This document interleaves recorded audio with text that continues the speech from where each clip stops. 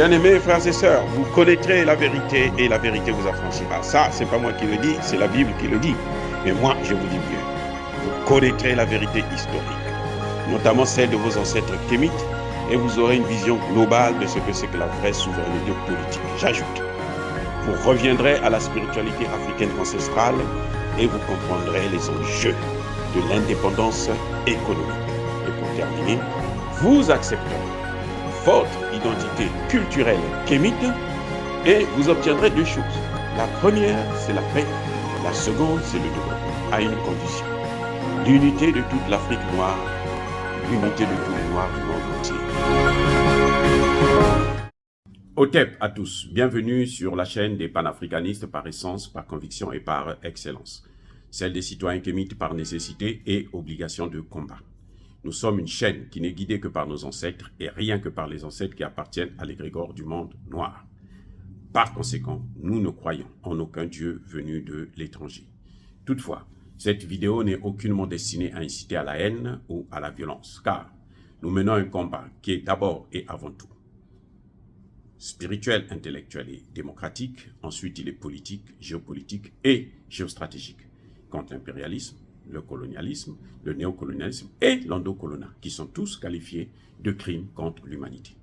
Nous menons ce combat sur la base du principe fondamental que nous avons hérité de nos ancêtres kémites, qui est celui de la Mahat, c'est-à-dire solidarité, vérité et justice. Vous êtes donc en droit de connaître la vérité, et nous avons l'obligation de vous dire la vérité, rien que la vérité, afin que justice soit rendue au continent africain. Et ça, c'est notre modeste contribution dans cette noble lutte en faveur de la souveraineté, la dignité, la solidarité et l'unité africaine. Ça, c'est exactement ce que nous appelons le panafricanisme. Bien-aimés frères et sœurs, Bill Gates, qui a échoué de faire rentrer les OGM, les produits génétiquement modifiés, au Kenya, notamment en Afrique par le Kenya, va le faire maintenant par le Sénégal avec l'appui de Macky Sall. Bill Gates qui est aujourd'hui propriétaire de plusieurs terres en Afrique, et je conseille maintenant les pays africains de prendre des lois pour ne plus vendre les terres à des étrangers. Aussi simple. C'est pas parce que ces mêmes qui nous ont appauvris poussent nos parents à liquider le peu qui leur reste, c'est-à-dire les terres. Et demain, nous serons étrangers sur nos propres terres. Nous serons esclaves sur nos propres terres, des étrangers. Ça dit que c'est incroyable ce qui est en train de se passer. Et les chefs d'État africains devraient prendre leurs responsabilités. Bill Gates est en train d'acheter des terres, ils sont nombreux d'ailleurs, hein, tous les riches là, ils achètent des terres, et ils vont faire développer l'agriculture des OGM. Cette agriculture, vous savez quoi? Cette agriculture-là, en Inde, là, elle est en train de faire des ravages. Parce que ces terres-là ne peuvent plus être cultivées sans les OGM. Je répète, ces terres-là ne peuvent plus être cultivées sans les OGM. Il y a des endroits en Inde où Bill Gates, là, ne peut plus mettre pied. Parce qu'on se dit, si on le voit, on peut même le tuer. Maintenant, il a fini avec l'Inde, donc il se tourne vers les Africains qui continuent à dormir, qui pour n'importe quel billet de dollars, ils sont prêts à donner leur père, leur mère, leurs enfants, tout. À cause de cet argent que vous êtes en train de prendre là en Afrique, là, vous êtes en train de tuer l'Afrique. Vous êtes en train de tuer vos descendants.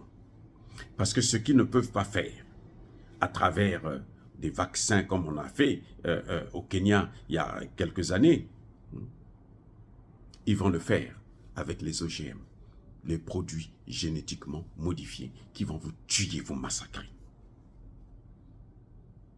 Ici aux États-Unis, dans la plupart des grands magasins, un produit, on vous dit s'il est à 100% naturel ou bien il est modifié. C'est à toi de faire le choix.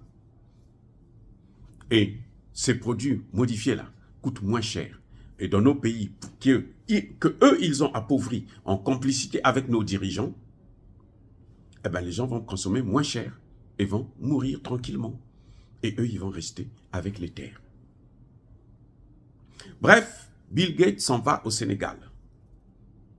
Il y aura une grande conférence sur les engrais au Sénégal. Comme Macky Sall a toujours tendu la main, il veut de l'argent. On va lui donner 1 milliard pour qu'il puisse construire quelques bâtiments, quelques routes. Et les Sénégalais vont voir, vont dire que Macky Sall fait un bon travail. Et entre-temps, Macky Sall est en train de faire rentrer en Afrique le poison mortel. Une arme à destruction massive. Nous n'avons pas les moyens. Nous n'avons pas la médecine qui peut nous permettre de faire face aux maladies qui vont venir avec ces engrais que nous ne maîtrisons pas. Déjà, la durée de vie en Afrique, elle n'est pas élevée. Parce qu'on n'a pas un système de santé efficace, adéquat. On va chercher encore un poison que l'on peut éviter. Hein. On peut éviter ça. Nous avons de l'espace, nous pouvons faire notre agriculture normalement. Ou avec des engrais normaux. Vous comprenez? Donc, on n'est pas obligé d'utiliser les OGM. Au Kenya, Bill Gates a essayé. Une cour de justice a stoppé le processus. A dit non, nous ne voulons pas de ça au Kenya. Macky Sall, le flatteur, le mendiant du blé. Maintenant, il s'est fait avoir par Bill Gates. Il va faire rentrer les OGM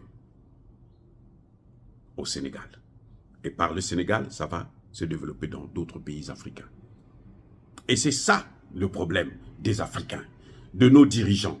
C'est-à-dire qu'ils sont prêts à tout pour avoir un portefeuille, une poche garnie. Parce qu'il ne fait pas ça pour le Sénégal. Ce n'est pas pour le bien du Sénégal. À quoi ça sert d'avoir 1 milliard et perdre 50 000 morts par an? À quoi ça sert? À quoi ça sert? Donc Bill Gates, ce qu'il a fait en Inde, là, aujourd'hui, les terres où Bill Gates a amené les engrais, là, ce sont des terres qu'on ne peut plus cultiver. Sauf si on utilise encore des OGM. Donc il a gaspillé, il a détruit ces terres. En Inde, il a détruit. Maintenant, il s'attaque à l'Afrique. Et les Africains acceptent, nos dirigeants acceptent. Ah, mais jusqu'à quand ces gens-là vont comprendre quelque chose? Jusqu'à quand? Qu'est-ce qu'il faut faire pour que ces dirigeants-là puissent réfléchir un peu? Ne serait-ce que pour leurs propres enfants.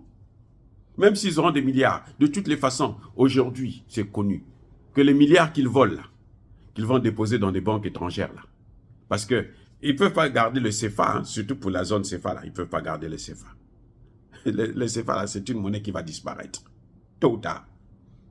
Donc, ils sont obligés d'amener ça en devise dans les pays étrangers. Ils se font voler cet argent-là, au moins 90-95%. Les enfants, les descendants de Houphouët-Boigny, là, sont en train de se battre pour avoir quelques miettes de l'argent de leur père, leurs parents, Houphouët. Les enfants de Mobutu, pareil. Ça va être la même chose pour les autres dictateurs, pour les autres présidents qui s'enrichissent, qui vont avoir des comptes en Europe ou aux États-Unis. Tant pis pour vous. Ou dans les paradis fiscaux, là. Tant pis pour vous, cet argent-là, vos enfants ne vont pas bénéficier de ça. Donc vous aurez fait un travail pour les Occidentaux. Et c'est ridicule. Maintenant, pour un peu d'argent que vous allez mettre dans vos poches, vous êtes en train de empoisonner. Vous allez empoisonner des milliers et des millions d'Africains. C'est incroyable, c'est malheureux. Monsieur Macky Sall doit arrêter et il faut l'arrêter. Parce que s'il ne s'arrête pas, il faut que l'Afrique l'arrête. C'est tout. Il faut que l'Afrique l'arrête. Nous ne voulons pas des OGM. On nous a fait croire qu'avec la guerre en Ukraine, nous, on va mourir de faim. On n'est pas mort de faim. Ce qui vous dit que nous, on meurt de faim, là, c'est faux. Moi, j'ai grandi en Afrique avec une mère qui ne travaillait pas, qui avait des shorts seulement et tout. J'avais au moins 5 repas par jour. Je vous dis, ça dit que je ne peux pas compter. Au moins 5 repas par jour. Et j'étais en très bonne santé. Je pouvais te passer 1 an, 2 ans, 3 ans, 5 ans sans avoir une fièvre ou mal à la tête. Mais maintenant, vous allez en Afrique, vous allez voir des petits enfants, des petites filles de 10 ans qui ont des fibromes. À cause de ça, l'alimentation, la mauvaise alimentation.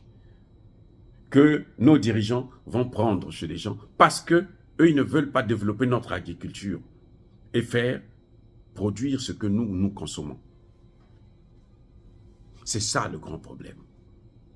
Oh, bien-aimés frères et sœurs, dire cela, c'est inciter à la haine ou à la violence. Non, Yaba colère, Yamalembe. Soyez bénis encore une fois de plus. Je persiste et je signe par le Dieu des Kémites et que tous ceux qui persécutent le continent africain, tous ceux qui le pillent et le déstabilisent, tous ceux qui l'empoisonnent, puissent être maudits, punis, effacés, neutralisés par le Dieu des Kémites et par nos ancêtres angélisés. Vive l'Afrique éternelle. J'ai dit et j'assume.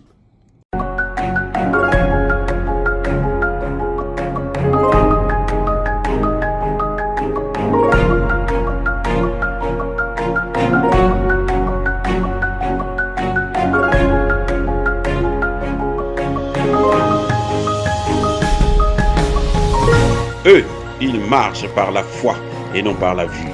Mais moi, je vous conseille vivement de marcher par la connaissance scientifique et historique, notamment celle de nos ancêtres kémites, par les 5 sens et par l'intelligence. À vous, à Pierre.